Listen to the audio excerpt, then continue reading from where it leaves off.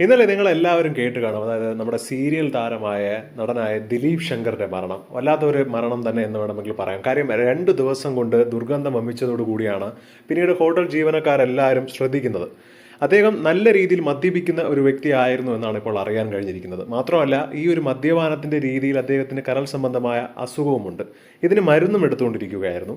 പക്ഷേ ഹോട്ടൽ മുറി തുറന്നു നോക്കിയപ്പോൾ അദ്ദേഹം മരിച്ച നിലയിൽ കണ്ടപ്പോൾ കൂടെ ഏതാനും മദ്യക്കുപ്പികൾ ഉൾപ്പെടെയുള്ളത് കണ്ടെത്തി എന്നാണ് വിവരം.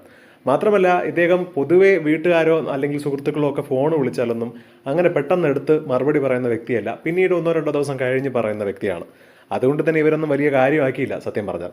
പക്ഷേ ഇത്രയും ഒരു അസുഖമൊക്കെ ഉണ്ടായിരിക്കുന്ന ഈ ഒരു വ്യക്തി തീർച്ചയായും എൻ്റെ ഒരു അഭിപ്രായത്തിൽ ഇങ്ങനെ ആരായാലും, ഈ വ്യക്തിയല്ല ആരായാലും ഒറ്റയ്ക്ക് പൊതുവെ റൂമിലൊക്കെ താമസിക്കുമ്പോഴൊക്കെ വളരെ സൂക്ഷിച്ചു വേണം. അല്ലെങ്കിൽ ആരുടെയെങ്കിലുമൊക്കെ കൂടെ ഒരാൾ കൂടെയൊക്കെ ഒരു തുണ ഉണ്ടാവുന്നത് ഏറ്റവും നല്ലതായിരിക്കും. എന്തെങ്കിലും പ്രത്യേകിച്ച് ഇതുപോലത്തെ ബുദ്ധിമുട്ടേറിയ സാഹചര്യത്തിൽ അദ്ദേഹത്തിന് ഒരുപക്ഷെ വാതിൽ തുറന്ന് പോകാനുള്ള ബുദ്ധിമുട്ട് പോലും ഉണ്ടായിട്ടുണ്ടാവാം. അതുകൊണ്ടായിരിക്കാം അങ്ങനെ ഒരു മരണം സംഭവിച്ചത്.